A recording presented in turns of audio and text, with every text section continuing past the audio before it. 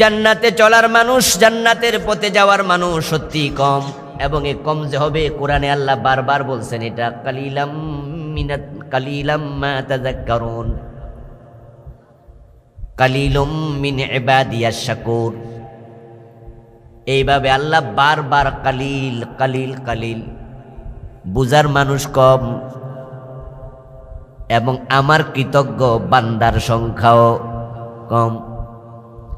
এবার তার বিপরীত হলো আকসার। আকসার মানে অধিকাংশ। আকসারহুম লা ইউমিনুন, আকসারহুম লা ইয়াকিলুন। অধিকাংশ বোঝে না, অধিকাংশ বেঈমান। নাউজুবিল্লাহ পড়েন। আমার কৃতজ্ঞ বান্দা কম, বুঝের বান্দা কম, উপদেশ নেয়ার মতো বান্দা কম, জান্নাতের পথে চলার মানুষও কম। আজকের পৃথিবীতে মানুষের সংখ্যা এখন 800 কোটির কম বেশি।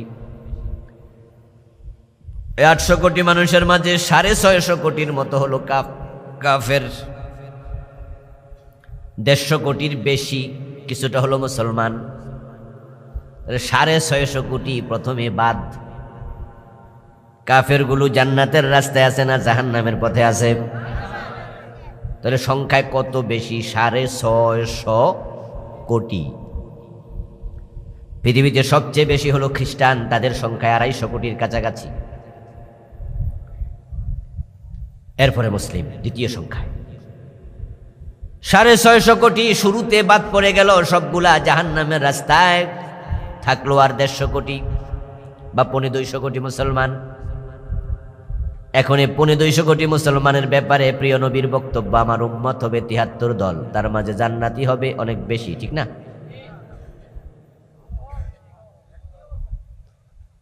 تفترق أمتي 73 ملة كلهم في النار إلا واحدا। রাসূলুল্লাহ সাল্লাল্লাহু আলাইহি ওয়াসাল্লাম বলেছেন, আমার উম্মত হবে 73 দল, জান্নাতি হবে মাত্র এক দল। তাহলে এই যে 250 কোটি 150 কোটি, তারা আবার 73 ভাগ, তার মাঝে জান্নাতি মাত্র কত কম জান্নাতি। এই 250 কোটি 150 কোটির মাঝে তাসলিমা নাসরিনের নামটাও, এই 250 কোটির মাঝে স্যাটানিক ভার্সেস লিখেছে সালমান রুশদি, তার নামটাও, আমাদের মুরগি কবিরের নামটাও আছে না? এই জাতীয় যারা আছে, আসিফ মহিউদ্দিনের নাম আছে, এবং বাংলাদেশে যে সিনেমার নায়িকাগুলো আছে, নায়কগুলো আছে, তাদের নাম আছে না নাই? এগুলো সব জান্নাতের রাস্তায় দৌড়াচ্ছে, ঠিক না? আজকে 5 ওয়াক্ত নামাজ 1 ওয়াক্ত পড়ে নাই এমন লোক এই গ্রামে কিছু আছে না নাই? এটার নামও 250 কোটির ভিতরে আসেনি, হেতে জান্নাতের পথে দৌড়াইছে। গাঁজা খায়, মদ খায়, বিড়ি টানে, সিগারেট খায়, এই লোকগুলার নামও পড়ে গেছে 250 কোটি, জন্মসূত্রে মুসলিম, এই হিসাবে নাম এখানে ঢুকে গেল। পীরের পায়ে সেজদা দেয় এমন লোক বাংলাদেশে আছে না নাই? এরা জিজ্ঞাসা করলে কি কয়, আমি হিন্দু নাকি মুসলিম। এবারে জান্নাতের পথে আছে। তাহলে আল্লাহ যে বলছে কালিলাম মিন ইবাদিয়াশ শাকুর, কালিলাম মা তাযাক্কারুন, আল্লাহর কথা একবারেই ঠিক, কোনো সন্দেহ নেই।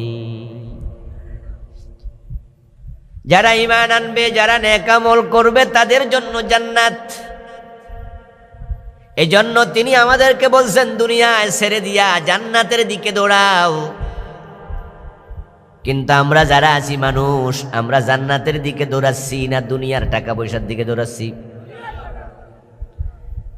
ব্যবসায়িক কারণে নামাজ পড়ার টাইম পায় না এমন ব্যবসায়ীও আছে।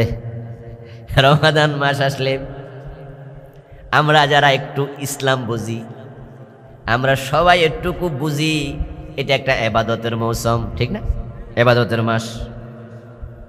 এই জন্য দেখবেন 14 তারিখ দিবাগত রাতে বাংলাদেশে শবে বরাত পালন করে, ওই নেসফে শাবান ওই রাত থেকে, ওই রাতের পর থেকে আলেম ওলামাদের মাঝে একটা আলাদা এবাদতের ইমেজ, মুসলমানদের মাঝে একটা এবাদত এবাদত ভাব, তখন থেকে মুসল্লি বেড়া যায় রমাদান সামনে। এই রমাদান মাসটা ইবাদতের মাস সবাই আমরা বুঝি, কিন্তু যারা ব্যবসায়ী তাদের কাছে, অনেকের কাছে এটা ইবাদতের মাস নাকি ব্যবসার মাস। তাই আল্লাহর বান্দারা শেষ দশকে ইতিকাফ করার জন্য মসজিদে চলে যায়, উমরা করার জন্য মক্কায় চলে যায়, লাইলাতুল কদর তালাশ করার জন্য রাতের বেলায় জেগে থাকে। আর আপনি দেখবেন কুমিল্লা ক্যান্টনমেন্ট বাজারে যাবেন, মাদায়া বাজারে যাবেন, বড় বড় মার্কেটগুলোতে যাবেন, দেখবেন সারা রাত দোকান খোলা, ব্যবসা করতেছে, কাস্টমারও আছে, বেচতেছে। লাইলাতুল কদরের রাত ওই লোকগুলো অনেকে আছে এশারের নামাজটাও পড়ে নাই। ইতিকাফ দূরের কথা, লাইলাতুল কদর তালাশের জন্য তাহাজ্জুদ দূরের কথা, মক্কা শরীফ যাওয়া দূরের কথা, এই মসজিদে যায় নাই। দৌড়াচ্ছে তারা ব্যবসার দিকে, বাণিজ্যের দিকে। দুনিয়ার মানুষগুলো দুনিয়ার দিকে দৌড়াচ্ছে, জান্নাতের দিকে দৌড়ায় খুব কম।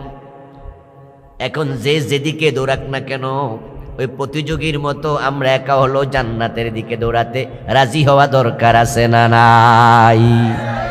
কারণ জান্নাত যদি মিস করেন তাহলে আপনার মতো হতভাগা আর কেউ নাই। যে ব্যক্তি জান্নাত পেল সেই সফল, যালিকাল ফাউজুল কবীর।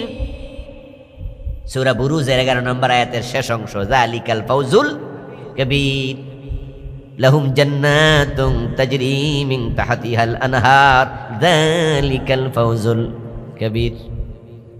যে জান্নাত পেয়েছে সে সবচেয়ে বড় পুরস্কার পাইছে, সফল হয়ে গেছে। যালিকাল ফাউজুল আযীম। আরেক আয়াত আল্লাহ বলছে সূরাতুস সাফে, যে জান্নাত পেয়েছে সে বড় পুরস্কার পাইছে। যালিকাল ফাউজুল মুবিন। আরেক আয়াতে বলছে আল্লাহ তাআলা, এটাই তো প্রকাশ্য সফলতা, জান্নাত পাওয়া। ফামান যুহজিহা আনিন নারি ওয়া উদখিলাল জান্নাতা ফাকাদ ফাজ। আল্লাহ তাআলা বলছে, যাকে জাহান্নাম থেকে আমি নিষ্কৃতি দিলাম, জাহান্নাম থেকে যাকে নিষ্কৃতি দেয়া হলো এবং জান্নাতে যাওয়ার অনুমতি দেয়া হলো, আমার আল্লাহ ঘোষণা করেন ওই লোকটাই সফল হয়ে গেল। সফলতার বিপরীত কি? মাশাআল্লাহ, কথা বলেন যারা জানেন। সফলতার বিপরীত কি? সফলতাকে ইংরেজিতে বলে পাস করা, আর ব্যর্থতাকে বলে ফেল করা। যারা জান্নাত পেল তারা পাস, যারা জান্নাত পায়নি তারা কি? ফেল। ওই ফেল চূড়ান্ত ফেল, ওই পাস চূড়ান্ত পাস। দুনিয়া একবার ফেল করলে বারবার ট্রাই করা যায়, পরীক্ষা দেয়া যায়। 10 বার মেট্রিক পরীক্ষা দিয়ে পাস করছে এমন ঘটনা বাংলাদেশেও আছে। কিন্তু আল্লাহর সামনে যখন আমরা হাজির হব, সেদিন যে ফেল করবে, পাস করার সুযোগ আর নাই।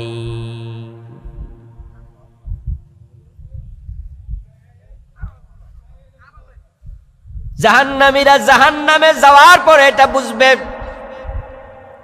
তাই তারা সেদিন বলবে, ফালাউ আন্না লানা কাররাতান ফানাকুনা মিনাল মুমিনিন। কোরআন শরীফের আয়াত। তারা বলবে, আল্লাহ আমরা তো ফেল করছি, ঈমান আমল যত্ন নেই নাই, এখন তোমার কাছে আমাদের অনুরোধ, যদি একটা বার সুযোগ দাও তাহলে আমরা ঈমানদার হব, সুযোগটা একটু দাও। দিব? তারা কিন্তু সেদিন বলবে, আখরিজনা মিনহা ফাইন উদনা ফাইন্না যালিমুন। আল্লাহ যখন বলবে, না বেটা, এখানে আর দ্বিতীয় সুযোগ দেওয়ার সিস্টেম নাই। দুনিয়াতে 30, 40, 50, 180 বছর হায়াত দিয়েছিলাম, তখন কেন বুঝোস নাই? এখন আমার সামনে ধরা খাইয়া কস আরেকবার সুযোগ দেন। দ্বিতীয়বার দুনিয়াতে পাঠানোর কোনো সিস্টেম। আমাদের দেশে বিভিন্ন রকমের খেলা হয়, ফুটবল খেলা হয়, ক্রিকেট খেলা হয়। কোনো দল আছে ফুটবল খেলতে যাইয়া প্রতিপক্ষের হাতে 5টা গোল খাইলায়, 6টা 7টা 10টা খাইলায়। ওরা 90 মিনিট খেলছে, খেলা ধরেন 5-7টা গোল খাইছে। যখন 90 মিনিট শেষ, রেফারি তখন বাঁশিতে একটা হুইসাল দিয়া এরকম একটা ইশারা দেয়, মুখে বাঁশি থাকে, 2 হাত এরকম ফু দিয়া কয় যে খেলা। এখন 11 জন প্লেয়ার একসাথ হইয়া রেফারির হাতে ধরছে কয়জনে, ঠ্যাঙ্গে ধরছে কয়জনে, দইরা কয় স্যার আর 10টা মিনিট দেন। দিব?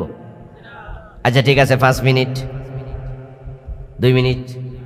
রেফারি বলবে 90 মিনিটের পরে আর সময় দেব কেন, বাঁশি তো বাজাইয়া দিছি, দ্বিতীয় সময় 1 সেকেন্ড তো আর নাই, 10টা খাইছো বাড়ির যাও গা। আগে যে 90 মিনিট পাইছিল তখন কি করছো? আল্লাহ তাআলা যখন ফেরেশতাদেরকে বলবে খুযুহু ফাগুল্লুহু সুম্মাল জাহিম সাল্লু, ও ফেরেশতারা তারে ধর। এই ফেরারি আসামি ফজরের টাইমে ঘুমায় আছে, নামাজ পড়ে নাই, এমন লোক আছে নি? এতে দুনিয়াতে আবার ফাড়াইয়া লাভটা কি? ধর তারে, সুদে টাকা লাগাইছে। আমি কোরআনে বারবার বলেছি সুদ খেও না, সুদ খাওয়া হারাম, নিষেধ। ওয়াইন লাম তাফআলু ফাযানু বিহারবিম মিনাল্লাহি ওয়া রাসূলিহি। আমি বলেছি সুদ খাওয়া মানে আল্লাহ এবং রাসূলের সাথে যুদ্ধ করার শামিল। এই লোকগুলা সুদ ছাড়ে নাই, সুদে টাকা লাগাইয়া রাখছেন। আজকের দিনটাও আপনি সুদ খাইছেন, এমন লোক 2-4 জনে মাহফিল। সুদের মাঝে 73টা গুনাহ হবে, সবচেয়ে ছোট গুনাহ হলো নিজের মায়ের সাথে। আস্তাগফিরুল্লাহ। লিরিবা 73 বাবান আইসারুহা আইয়ান কিহার রাজুল উম্মাহু। সুদের মাঝে 73টা গুনাহ হয়, সবচেয়ে ছোটটা মাকে বিয়ে করা, মায়ের সাথে জেনা করা। এই লোক তো সুদ খাইছে। এই লোকটা এখন দরা খাইয়া কয় আমার দুনিয়ায় পাঠাও, আমি আর এসব করবো না। খুদুহু, তারে তোমরা ধরো। ফাগুল্লু, তাকে জাহান্নামের বেড়ি পড়াইয়া দাও। সুম্মাল জাহিমা সাল্লুহু, তারপরে জাহান্নামে ফেলে দাও। ফেরেশতারা হচ্ছে আল্লাহর এমন এক মাখলুক, লা ইয়াসুনাল্লাহ, আল্লাহ যা বলে ফেরেশতারা কখনো আল্লাহর কথার অবাধ্য। ইয়াফআলুনা মা তুমারুন, ফেরেশতা এমন এক মাখলুক, তাদেরকে যা বলা হয় সাথে সাথে তারা আমল করে। আল্লাহ কয় ধর, জাহান্নামের বেড়ি পড়া, ধরতে 1 সেকেন্ড দেরি করবে না। জাহান্নামের দান্ডা পড়াইয়া দেবে, বেরি পড়াইয়া দেবে। সুম্মা ফি সিলসিলাতিন যারউহা 70 যিরান ফাসলুকু, জাহান্নামের 70 গজ লম্বা শিকল দিয়া বাঁধবে, তারপরে জাহান্নামের মাঝে ফেলে দেবে। ওই লোকটা জাহান্নামে গিয়েও বলতে থাকবে রব্বানা আখরিজনা মিনহা, ও আমাদের রব, জাহান্নাম থেকে আমাদের বের করো, বের করে আমারে দুনিয়া একটা বার পাঠাও। ফাইন উদনা ফাইন্না যালিমুন, তোমার সাথে ওয়াদা দিলাম এই অন্যায়গুলো আর করব না। যদি সে অন্যায়গুলো আবারও করি, আমরা জালেম, তখন তুমি ধৈরাই না, আবার দোজকে দিও, যা মনে চায় করিও, কিন্তু আপাতত একটা বার আমাদেরকে বের করে দুনিয়ায় পাঠাও। সেখানেও তারা চিৎকার দিয়ে এগুলো বলতে থাকবে। আপনাদের কাছে আমি জানতে চাই প্রিয় ভাইয়েরা, বলুন তো জাহান্নাম থেকে বের করে দুনিয়ায় পাঠানো হবে নাকি? একবারই সুযোগ আছে, এটা কাজে লাগান। ওখানে গিয়া বুঝা কোনো লাভ নাই। দুনিয়ার দিকে দৌড়াও, আল্লাহ বলে নাই, বলছে জান্নাতের দিকে দৌড়াও। তাহলে এখন আমরা চাকরি বাকরি ছেড়ে দেবো, সব চলে যাবো জঙ্গলে, ঠিক না? কিছু কিছু আলেম তো আজ করে। ইব্রাহিম বিন আদহাম রাজত্ব ছেড়ে দিয়া জঙ্গলে চলে গেছে। উনি বাদশাহ ছিল, বলকের বাদশাহ ইব্রাহিম বিন আদহাম, সংক্ষেপে বলি ইব্রাহিম আদম। উনি বলকের বাদশাহ ছিল, রাজত্ব ছেড়ে জঙ্গলে চলে গেছে আল্লাহরে পাওয়ার জন্য। এমন ওয়াজ কি আপনারা কোনোদিন শোনেন নাই? শুনছেন? আচ্ছা, যারা যারা শুনেন নাই আজকে 1 নম্বরে শুনছেন, ফার্স্ট কষ্ট নিয়ে একটা হাত তোলেন তো দেখি। আজকে যারা শুনছেন দেখেন তাকাইয়া পার্সেন্টেজ হয়তো 100-তে 10 জন হবে, বাকি 90 জন আগে শুনে লাইছে। তাহলে বলখের বাদশাহ ইব্রাহিম আদম রাজা ছিলেন, রাজত্ব ছেড়ে দিয়ে জঙ্গলে চলে গেছে। এই ওয়াজ 90% লোকে শুনেছে, অথচ যেই হুজুর এই ওয়াজ করছে এই হুজুর কিন্তু জঙ্গলে। কি কথা বলেন না কেন আপনারা? যেই হুজুর আপনাদের কাছে এই ওয়াজগুলো করছে উনি জঙ্গলে গেছে কয়দিন আল্লাহরে পাইতে। আবু বকর সিদ্দিক রাজত্ব ছেড়ে জঙ্গলে গেছে কয়দিন? কথা বলতে হবে তো আপনাদের। হযরত ওমর কি প্রেসিডেন্ট ছিলেন না? ওমর রাদিয়াল্লাহু তাআলা আনহু রাজত্ব ছেড়ে দিয়ে কি জঙ্গলে গেছে? হযরত ওসমান কি প্রেসিডেন্ট ছিলেন না? ওসমান কি জঙ্গলে গেছে? হযরত আলী কি রাজত্বের বাদশা ছিলেন না? আলী কি জঙ্গলে গেছে? আচ্ছা, নবী মুহাম্মদুর রাসূলুল্লাহ সাল্লাল্লাহু আলাইহি সাল্লাম 10 বছর মদিনার প্রেসিডেন্ট ছিলেন না? ছিলেন। ছেড়ে দিয়ে জঙ্গলে গেছে। তো ইব্রাহিম আদমের ওয়াজ কেন হইলো? এই ওয়াজ শুনে লাভটা কি হইলো? হুজুরও জঙ্গলে গেল না, সাহাবারাও গেল না, রাসূলও গেল না, তো ইব্রাহিম আদম জঙ্গলে গেছে। এই ওয়াজ শুনে তো আপনারা সুবহানাল্লাহ কইছিলেন, কি বুঝা কইছিলেন? আপনার বিচার হওয়া দরকার। সব জায়গায় সুবহানাল্লাহ কোন যাইব না, কিছু জায়গায় ইন্না লিল্লাহ কোয়া লাগবো, ঠিক কিনা? বুঝতে হবে ওয়াজ হুজুর কি করতেছে। যে যা বলবে তাই সুবহানাল্লাহ কয়ে দেবেন কেন রে ভাই? কিছু বিবেক কি আল্লাহ দেয় নাই? আপনার নবী, আমার নবী, বিশ্ব নবী মুহাম্মদুর রাসূলুল্লাহ সাল্লাল্লাহু আলাইহি ওয়াসাল্লাম কোরআনে পাওয়া যায় তিনি আল্লাহর কাছে রাজত্বের জন্য দোয়া করছে, ওয়াজআললি মিন লাদুনকা সুলতানান নাসীরা। রাসূলুল্লাহ দোয়া করে, আল্লাহ তোমার পক্ষ থেকে আমাকে রাষ্ট্র শক্তি দাও। সুবহানাল্লাহ পড়েন। উনি এই দোয়া করছে হিজরতের পথে, যখন মক্কা থেকে হিজরত করে মদিনায় যাচ্ছিলেন। মক্কা উনাকে থাকতে দেয় না কাফেররা। উনার ঘরের চারপাশে তারা তলোয়ার নিয়ে দাঁড়িয়েছে। সকালবেলা ঘর থেকে যখন রাসূল বের হবেন তখন তারা একসাথে তলোয়ার দিয়ে কোপাইয়া মেরে ফেলবে। এই ছিল জালেমদের সিদ্ধান্ত। কিন্তু আল্লাহ তার রাসূলকে নিরাপদে হিজরত করে মদিনায় নিয়ে গেলেন। আমার রাসূল যাওয়ার পথে ভাবে, মক্কায় জায়গা পাইলাম না থাকার। তুমি আল্লাহ কোরআন নাজিল করলা, কোরআনের বিধানগুলো যদি সমাজে কায়েম করা লাগে তাহলে তো কোরআনের বিধানগুলো আইন বানাইতে হলে কোরআনকে সংসদ ভবনে নেওয়া লাগবে। হুজুররা ওয়াজ করলে কি কোরআনের আইন হয়ে যায়? এই যে আমরা তো আজকে অনেক হুজুর এখানে আছি, আপনারাও ইসলামের পক্ষের লোক। আমরা যদি সবাই মিলে বলি এখন থেকে বাংলাদেশে সুদ বন্ধ, আপনারা বললেন জি, কাল থেকে সুদ বন্ধ হয়ে যাব, ঠিক না? কিন্তু আজকে যে কয়জন আমরা আছি এখানে মানুষের সংখ্যা তো অনেক, 1000-এর কাছাকাছি হয়ে যেতে পারে, কম বেশি। এত লোক ইয়েস বললো লাভ নাই, নো বললো লাভ নাই। সংসদে 151 জন এমপি হ্যাঁ বললে সুদ বন্ধ হয়ে যাবে। ওইটা আইন বানানোর ঘর, ওখানে হ্যাঁ না এরা অনেক দাম। এজন্য মাঝে মাঝে টেলিভিশনে সংসদ ভবনের অধিবেশন দেখেন, সেখানে বলে স্পিকার সাহেব হ্যাঁ জয়যুক্ত হয়েছে, হয় না? হ্যাঁ জয়যুক্ত হয়েছে। এর মানে হলো যে বিষয়ে কথা কইছে এক হায় ঠেলাই আইন হয়ে গেছে। আল্লাহর হাবিব সাল্লাল্লাহু আলাইহি ওয়াসাল্লাম মক্কার সংসদের নাম ছিল দারুন নাদওয়া। কি নাম? ওই দারুন নাদওয়াতে প্রেসিডেন্ট ছিল আবু জাহেল, স্বরাষ্ট্রমন্ত্রী ছিল আবু সুফিয়ান। এ জাতীয় লোকেরা আমার নবীকে কোরআন নিয়া দারুন নাদওয়াতে ঢুকতে দেয় নাই। তো আইন বানাবে কেমনে? আল্লাহর কোরআনের মাঝে তো কত আইন আছে, আছে না? কোরআন তো একটা আইনের কিতাব, সব আইনে পড়া। নামাজ পড়ো, এটা কি একটা আইন না?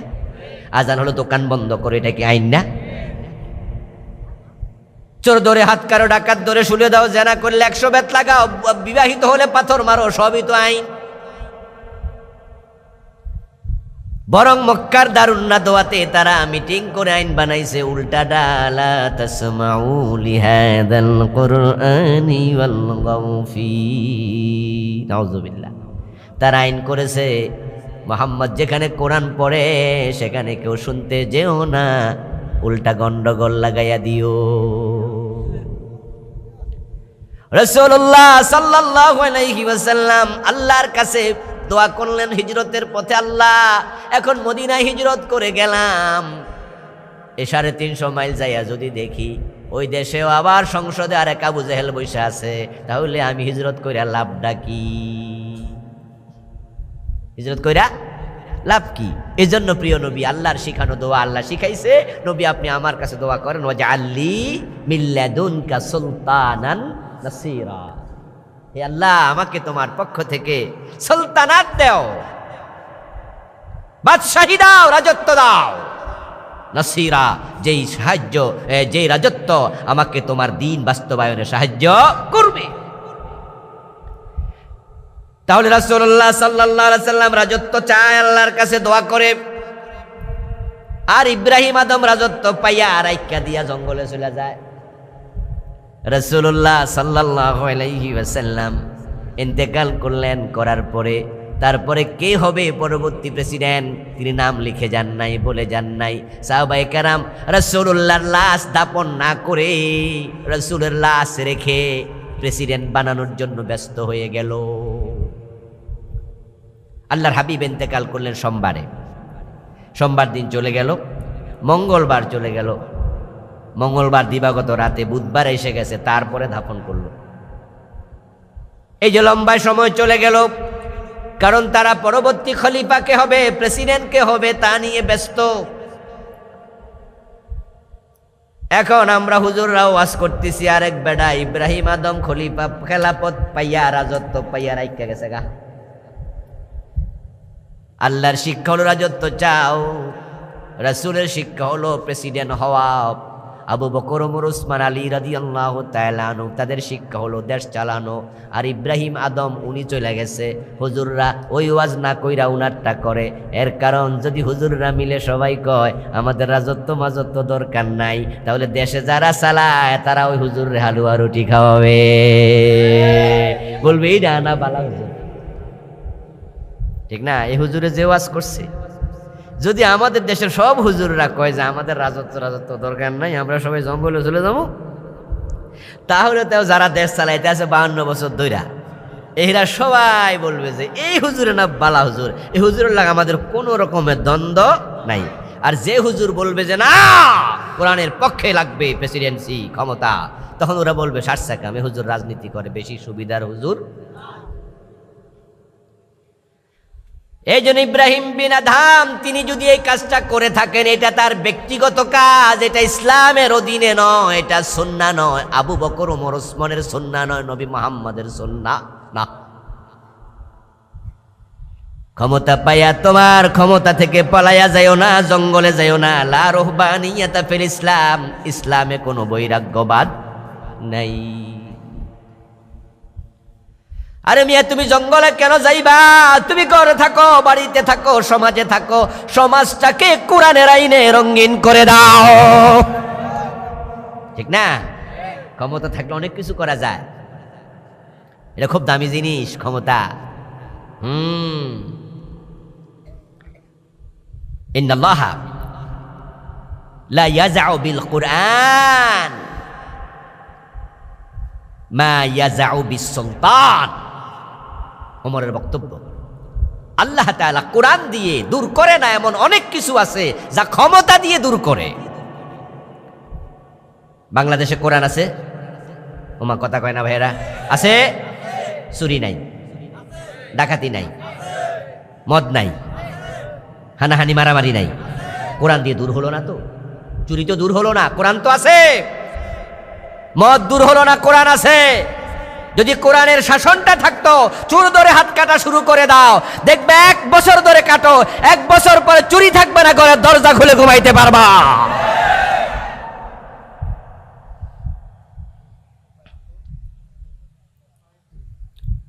ও বন্ধুরা আমার, কোরআন আছে, মদও আছে।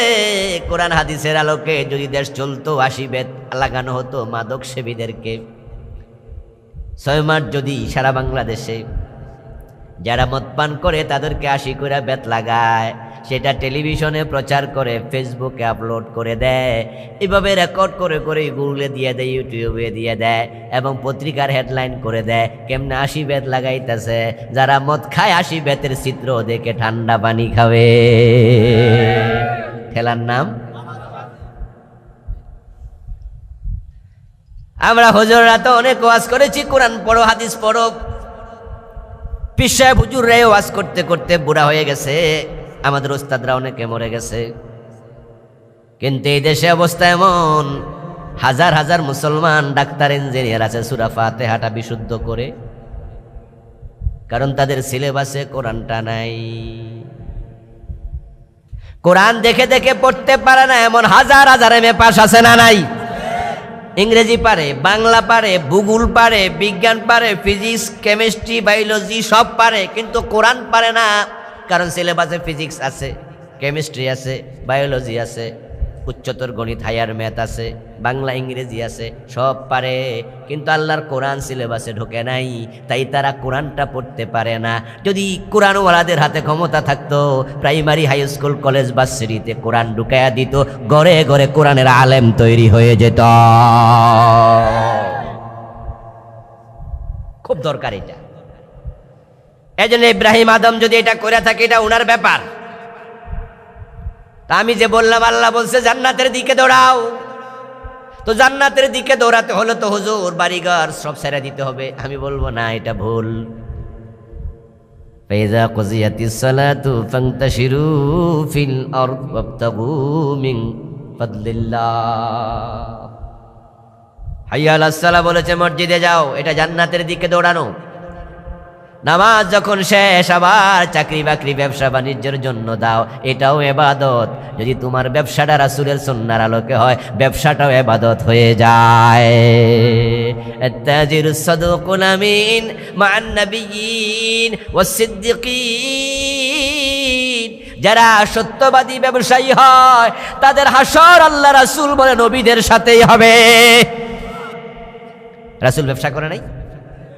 আবু বকর করেন নাই? ইমাম আবু হানিফা করেন নাই? তা আপনি ব্যবসা করেন, এটা সুন্নাহ। কে বলছে আপনাকে ব্যবসা ছেড়ে জঙ্গলে যাইতে? দরকার নাই, চাকরি করেন, সব করেন, কিন্তু একটা কিন্তু আছে। জান্নাতের দিকে আল্লাহ দৌড়াতে বলেছে, এ কথার অর্থ দুনিয়া ছেড়ে দিয়ে নয়। আল্লাহ তো শিখাইছে রব্বানা আতিনা ফিদ দুনিয়া হাসানা, এরপরে কি ওয়া ফিল আখিরাতি হাসানাতাও ওয়া কিনা আযাবান্নার। সুবহানাল্লাহ পড়েন। দুনিয়ায় কল্যাণ দাও, ওই দুনিয়ার কল্যাণের মাঝে ব্যবসা বাণিজ্য, চাকরি বাকরিটাও আছে, এটাও শামিল। তাহলে এখন বলতেছেন হুজুর আপনি দুই রকম ওয়াজ করতেছেন কেন? প্রথমে বললেন জান্নাতের দিকে দৌড়াইতাম, এখন আবার ব্যবসা বাণিজ্যের কত কন। আরে ভাই, আমি তো বানাইয়া বলি নাই, কোরআন তো পরিপূর্ণ একটি কিতাব, এখানে এটাও আছে এটাও আছে। তবে কিন্তুটা হলো এখানে আমরা জান্নাতের দিকে দৌড়াবো, দুনিয়ার প্রয়োজনে আমরা ব্যবসা বাণিজ্য, চাকরি বাকরিও করব, তবে দুনিয়াকে আমরা আমাদের জীবনের লক্ষ্য বানাবো না। লক্ষ্য হবে আল্লাহর জান্নাতের পথে দৌড়ানো। দুনিয়া লাগবে রে ভাই। নামাজ পড়তে হলে 17 টাকা ফরজ। 17 বোঝেননি? পুরুষের 17 কতটুকু? হ্যাঁ, এই যে হইতেছে, বলেন কতটুকু? নাভি থেকে হাঁটু। আমরা বলবো নাভির উপর থেকে হাঁটুর নিচ। ফাঁক দেব না। কেউ কেউ কয় নাভির উপর থেকে হাঁটুর উপর, কেউ বলে নাভির নিচ থেকে হাঁটুর নিচ। আমি কই না, নাভির উপর থেকে হাঁটুর নিচ।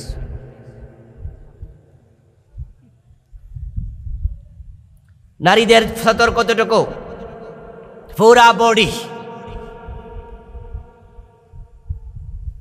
ও প্রিয় ভাই, 17 টাকা ফরজ নামাজ। 17 না ডেকে নামাজ পড়লে নামাজ হবে? কোনো মহিলা যদি মাথার চুল খুলে একান্ত ঘরে, চারি দেয়ালের ভিতরে দরজা জানালা লাগাইয়া মাথার কাপড় ফালাইয়া দিয়ে আল্লাহু আকবার, নামাজ হবে? কারণ মাথা ঢেকে রাখা কি 17 ফরজ। এবার বলুন তো, 17 ডাকতে হলে কাফর কি মাগনা মিলবো না টাকা লাগে? তো যদি টাকা লাগে, ব্যবসা না করলে টাকা করতে, চাকরি না করলে টাকা করতে, তাহলে বোঝা গেল ইবাদত করলেও টাকা লাগে। এই যে আজকে মাহফিল, এখানে মাজবা হলো দ্বীনি প্রতিষ্ঠান, এখানে একটা মক্তব আছে, আলাদা মাদ্রাসা তারা বানাবে, টাকা দরকার আছে। পোস্টার করতে টাকা লাগে না, মাইক আনতে টাকা লাগে নাই, হুজুর যাইছে হাদিয়া দিয়ে গাড়ি ভাড়া দেওয়া লাগবো না, তো টাকা ছাড়া হজে যাবেন কেমনে, টাকা ছাড়া জাকাত দেবেন কেমনে, টাকা ছাড়া কাপড় কিনবেন কি দিয়া লাগবে। এই জন্য আপনাকে এটা বলা হবে না আপনি বাড়িঘর ছেড়ে দিয়া চাকরি বাকরি ছেড়ে দিয়ে জঙ্গলে যাবেন, না না, আপনি জান্নাতের দিকে দৌড়ান, টাকা পয়সা ব্যবসা বাণিজ্য সব করবেন, এটাকে জীবনের লক্ষ্য বানাবেন না, হালাল হারাম বেঁচে চলবেন।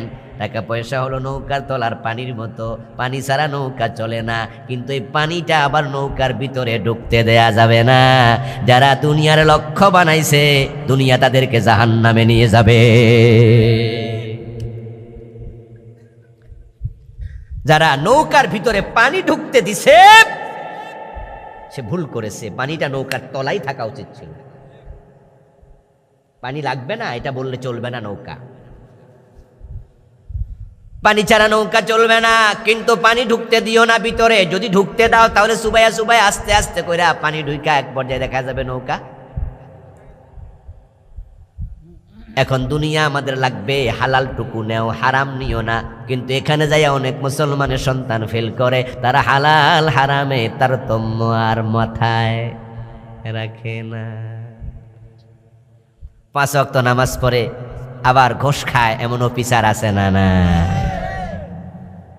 হে নামাজটা কেন পড়ে? জান্নাতে যাওয়ার জন্য। কিন্তু ঘোষটা কেন খায়? ওই যে তারতম্য ভুলে গেছে।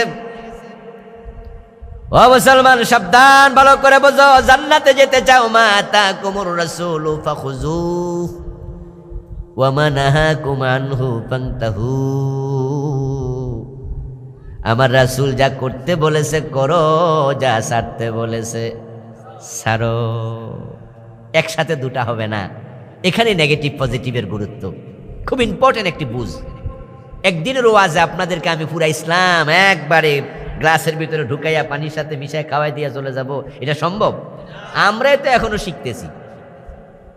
ছাত্র জীবন সে ছোটকাল থেকে শুরু করছে, আপনারা এখানে দামতি মাদ্রাসায় কামেল পাস করছি, এখনো প্রতিদিন পড়া লাগে, শিখা লাগে। তো আপনারা আমি শিখাবো একদিনে সব? অসম্ভব। আমি তো সব জানি না, কিন্তু শিখতে শিখতে মরতে চাই, ঠিক না? আল্লাহকে বলবো, আল্লাহ তোমার দিন শিখতে শিখতেই তো ছাত্র অবস্থায় মরছি। কিন্তু আপনাকে আমি কনসেপ্ট দিতে পারবো। জান্নাতে যাওয়ার জন্য আপনাকে মৌলিক কনসেপ্টটা নিতে হবে। রাসূলুল্লাহ যা করতে বলেছেন করো, যা ছাড়তে বলেছেন ছাড়ো। লাকাদ কানা লাকুম ফি রাসূলিল্লাহি উসওয়াতুন হাসানা। তিনি আপনার জন্য আমার জন্য মডেল, আদর্শ, নমুজাজ, আইডল। তিনি উসওয়া, তিনি কুদওয়া, তিনি ইমাম। তিনি সামনে দাঁড়াবেন, আমরা পিছনে। উনার জীবনকে আমরা অনুসরণ করব। তিনি যা করেছেন আমরা তা করব। কমাবো না, বাড়াবো না। নাকি কিছু বাড়ায়া করবেন? কিছু বাড়ায়া করবেন না। আমাদের অনেকে আছে কমায়ও বাড়ায়ও, দুইটাই করে। যেমন রাসূলুল্লাহ বলছে, আমার মেয়ে ফাতেমা চুরি করলে আমি তার হাতটাও কেটে দেব। এখন বাংলাদেশের বয়স হলো 52 বছর, চোরের হাত কাটছি কয়দিন? তাহলে এই আইনটা আছে না কমাইছি? তাহলে আমরা বোঝা গেল চান্স পাইলে কিছু। আবার ঈদে মিলাদুন নবী কয়দিন আগে পালন করছে না? আপনারা তো অনেকে করছেন। যেমন আজকের মাহফিলে 2-4 জন আছেন যে আপনি জশ্নে জুলুসের পক্ষের লোক। ঈদে মিলাদুন নবী করছেন, এদিকে নাই? আল্লাহ সারাইছে। ঈদে মিলাদুন নবী পালন করছে, রাস্তায় নেমেছে, মিছিল করেছে, এবং তারা মনে করছে এই কাম করলে আল্লাহ খুশি হয়ে যাবে, রাসূল খুশি হয়ে যাবে। রাসূলের জন্যই তো করছি। ইমাম হুসাইন রাদিয়াল্লাহু তাআলা আনহুকে কারবালার মাঠে হত্যা করছে, শহীদ করেছে 10 মুহররম। উনার ভালোবাসা হাই হোসেন কইরা রাস্তায় নেমা যায়, এমন একদল লোক আছে না নাই? ইমাম হুসাইনের প্রতি আপনাদের ভালোবাসা আছে? কথা বলেন, আছে? ইমাম হুসাইনকে ভালোবাসেন? রাস্তায় নামছেন কয়দিন হাই হোসেন কইরা? তো কিসের ভালোবাসেন ভাই? রাস্তায় নামলেন না, ভালোবাসাটা করবেন।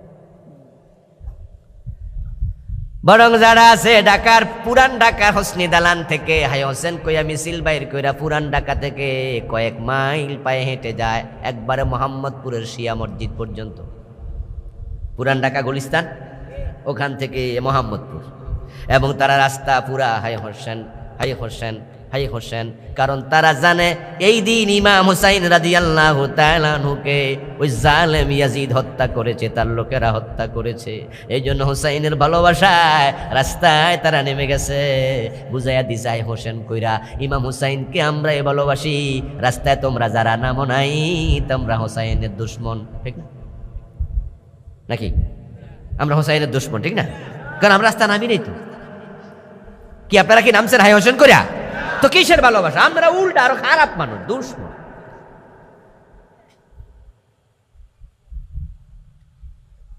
এই যে 12 রবিউল আউয়াল একদল লোক ঈদে মিলাদুন নবী করলো, রাস্তায় নামলো, আমরা বলি না আমরা এসবে নাই, তোমরা দুশমন।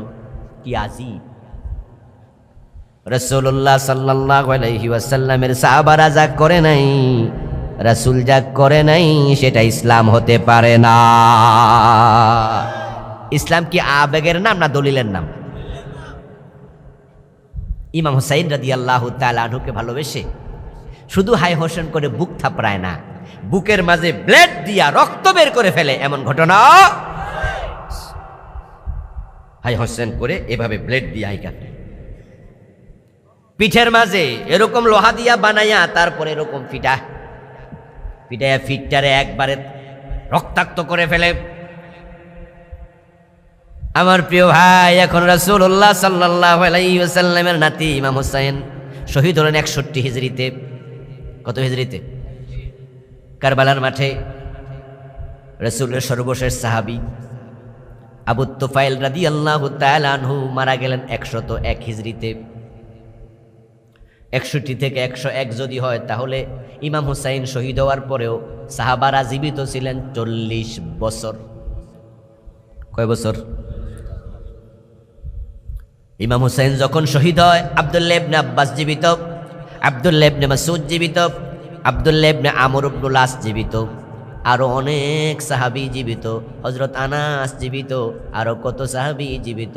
ইমাম হুসাইন যে বছর মারা গেল, পরের বছর 62 হিজরিতে মুহররমের 10 তারিখ আসে নাই, ও সাহাবারা রাস্তায় নামছিল হাই হোসেন।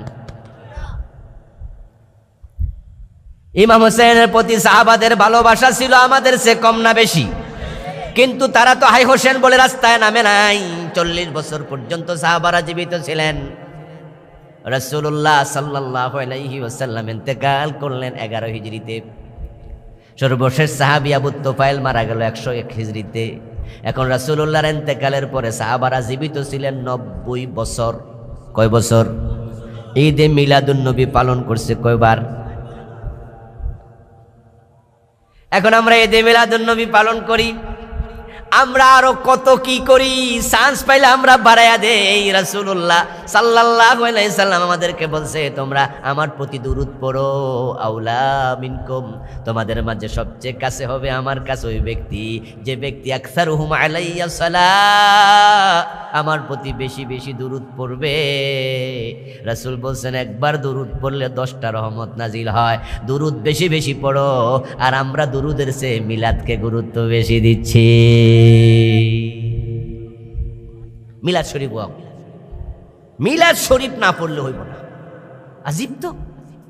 আমি ছাত্র জীবনে কুমিল্লার বরুড়া, জামাল ভাই তোমরা গেছেন না, ওখানে আমরা খুসুসি ভাবে কিছু কিতাব পড়ার জন্য আমাদের কওমি এক ওস্তাদ ছিল মাওলানা আমিরউদ্দিন হুজুর, মারা গেছে, আল্লাহ জান্নাত নসিব করুক। বলেন না আমিন। ওস্তাদের জন্য দোয়া করতে ওস্তাদের হক আছে, হক আছে না? হ্যাঁ, এটাই তো ওস্তাদের সৌভাগ্য যে কিছু ছাত্র রেখা যায় যারা উনি মরে যাওয়ার পরও দোয়া করে। সুবহানাল্লাহ। হাটহাজারী মাদ্রাসার মুফতি ফয়জুল্লাহ রাহেমাহুল্লাহর একবারে ঘনিষ্ঠ ছাত্র ছিল আমিরউদ্দিন হুজুর রাহেমাহুল্লাহ। ওখানে আমরা পড়তে যেতাম। একদিন জুমার নামাজ হলো, জুমার নামাজ ইমামতি করলো আমাদের এক ক্লাসমেট ফয়জুল্লাহ ভাই। উনি ওখানে পড়তো হুজুরের কাছে। ইমামতি করার পরে জুমার নামাজ শেষ হলো। শেষ হওয়ার পরে এক ভদ্রলোক বলল যে হুজুর একটু মিলাদ শরীফ পড়ে। তো আমাদের ক্লাসমেট ফয়জুল্লাহ ভাই উনি বসে জুমার নামাজ শেষ করে আল্লাহুম্মা সাল্লি আলা মুহাম্মাদ ওয়া আলা আলি মুহাম্মাদ কামা সাল্লাইতা, বুঝেন নাই, দুরূদ ইব্রাহিম অনেকক্ষণ পড়লো। পরে এবার উনি মুনাজাত ধরবো। এমন সময় লোক বলতেছে হুজুর মিলাদ পড়বেন না? তো উনি কইতেছে পড়ছি তো। কয় না হইল না তো হুজুর, আমি কিন্তু টাকা আনছি, টাকাও দিন। মানে উনারা বুঝাচ্ছে যে হাদিয়া তো পাও আনছি, তো আমনে যে অর্ধেকটা শেষ করে দিলেন, বাকিটা কোন? আমার বন্ধু দুরূদ শরীফ পড়লে এতবার, তারপরও নাকি মিলাদ হয় নাই, আরো কিছু লাগবে।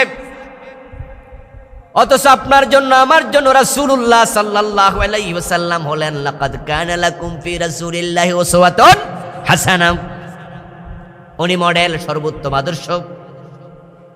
উনি সাহাবায়ে কেরামকে নিয়ে আমরা যেমন মিলাদের আয়োজন করি, তিনি একদিন আয়োজন করেছেন, কোনো দলিল নেই।